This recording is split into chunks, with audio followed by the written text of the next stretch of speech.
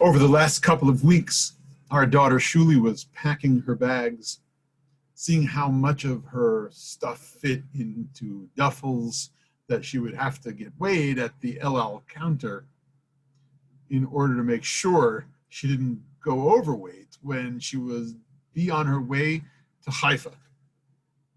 And despite the realities of all of the suffering and the sickness that are going on around the world, and Israel particularly, we wish everyone a refuah shlema who needs healing. She was looking forward to the High Holy Day season here in New York, Rosh Hashanah and Yom Kippur, and would be flying to Israel just before Sukkot. How much should I bring, Abba? How many bags? Should I pack the second? Should we add the 50 pounds? Or should I go with just one? Now, it's not a small decision to make. When you're leaving for a year, you're going to set up an apartment, you're looking to study, you're looking to set up life again. And what a way to think about what we do after Rosh Hashanah and Yom Kippur particularly. When on Yom Kippur, through the asceticism that our tradition commands us to engage, we have in some way given up what life holds. We've thrust aside food, and we leave drink aside, and we separate ourselves from bodily enjoyment and washing or bathing. It's the most ascetic day on the calendar, practically the only ascetic day on the calendar. Really, Tisha B'Av, we are so saddened we forget to eat. It's like those times in our lives where we've suffered loss and mourning, where we haven't taken care of ourselves. That's the fast of Tisha B'Av. But on Yom Kippur, we say maybe we don't need any of it at all. Maybe a holy existence, a spiritual high, is the plane I want to live on all my life. Well, the sages definitely don't subscribe to that kind of ascetic living or spiritual existence or meaningful life pursuit. On Jewish terms, life means seize the day, chai b'hem, engage in life in this worldly living so that we can, of course, what the Baal Shem Tov really taught his followers and became the modern Hasidic movement on a philosophical level, raise sparks out of every possible tent or sukkah you dwell in. Go and embrace the world. Go into the Olam HaGashmi, the world of material reality. And we use the word Gashmi for that, which has the core of Geshem in it, as in the water that rains down in liquid form that can be felt and experienced and touched and quenches our thirst. Right? Engage the Olam HaGashmi, this world down below, with your Ruchaniyut, with the Olam HaRuchani, the spiritual world, meeting the Olam HaGashmi, the world down below, the physical world, the material manifestation of reality. Becoming angelic on Yom Kippur isn't the idea. Being deprived for a day helps us recognize, of course, that all the delights we can engage in are special and spectacular, and the salient enjoyment that we receive from them, both on the level of taste and touch and the delight that we find in our mind's eyes, is really an essential part of life. Now, in our home, the discussion goes, how can we who dwell in the sukkah compare and contrast that to the incredible apartment building in which we live and home which we've decorated? How can it be a symbol of the material reality that we really want for ourselves? And our answer begins with start small. Start small.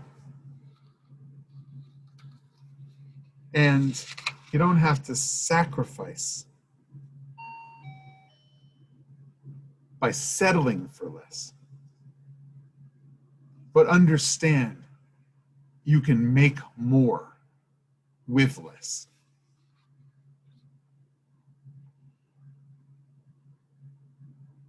The Sukkot we create and the experience of sitting in the Sukkah is telling us to start small, and that you once started small.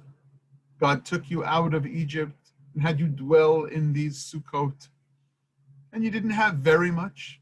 Yes, you took some gold with you out of Egypt, and whether it was borrowed or paid as back wages or it was taken for our service, you didn't have that much.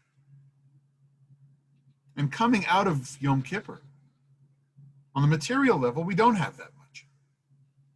And the next phase, the next step on the journey in the new year is to remind ourselves that we can truly be with less,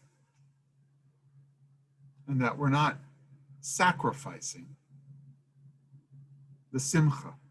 We're not sacrificing the great joy of life with just a little less than we thought we might want or ought to have.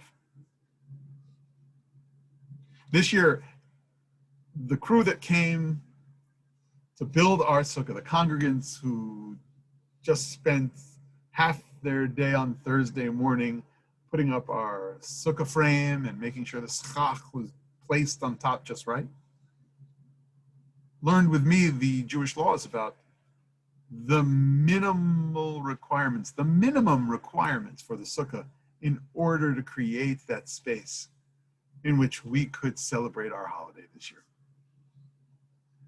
There'll just be strings up and down from the horizontal beams so that we can see through them, but our religious imagination will be engaged. Here we dwell in this booth, in this sukkah, and we'll make more with less. We'll achieve a spiritual perspective on life in the material world as we look out past the sukkah itself at the buildings and the water towers and the bustling city in front of us. Yes, we'll sit in that shaky structure, and we'll even contemplate what it means, the impermanence of human life, and the uncertainty sometimes along the journey, which we have felt and expressed through Rosh Hashanah and Yom Kippur, and continue to do so through this holiday. And despite all that, the rabbis, the sages, they say your modality through these mitzvot needs to be joy and simcha. Find a little time to go and spend with the people you love in that sukkah. Bring a meal, bring a book, hear a good story, and raise your level of joy. And do it consciously, though you're sitting with less. You're not sacrificing by giving up the grandeur of your everyday home. You're creating a new space in which to perceive of a life full of joy. So when you sit in that sukkah, and you can't do it physically with those who you love like you did in years past, rely upon the religious imagination and invite those special holy guests and all the people you wish you could be there with, and make them all your ushpisim, the guests that we invite into the sukkah: Abraham and Sarah, Isaac and Rebecca, Esther and Devorah, Abigail and Hannah, Yaakov, Joseph, King David, Solomon, Moses, Aaron, and all those people from Jewish history you want to have sit with you in that sukkah. And all those people who are in your heart and in your mind's eye, you should be sitting there again with them this year, celebrating and singing as we do, as we did. But in that shaky sukkah, and with less physically around you, in many ways,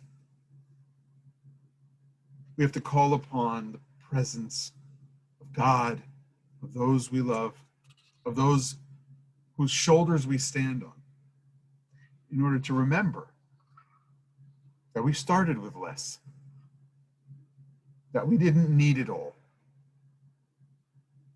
that we started small, and we benefited a great deal from all the kindnesses that God bestowed upon us. Katonti mikol chasadim, as our father Jacob said. I'm humbled by all of the kindnesses God has showed me. That is the journey from Yom Kippur to Sukkot. Just enough material lifestyle. And the mode is the mitzvah of liot ach sameach. You'll still be happy despite everything we're missing. Find joy in the everyday, like the Baal Shem Tov said. Raise the sparks. Understand the holiness of Olam HaGashmi, the Gashmiut, the material world, how it's unfolding even now. And that is the Jewish secret. That's what we need. Not 2 bags full of all our stuff, but openness to the journey, keeping those we love along with us in our hearts, looking out at the world through our Sukkot, having us just enough tzchach above us to keep out the harsh sunlight, just enough shade, just living with a little less, and finding a way to really experience the joy of this holiday. Chag Sameach. May your Sukkot be filled with meaning, and may you find joy in just the little everything.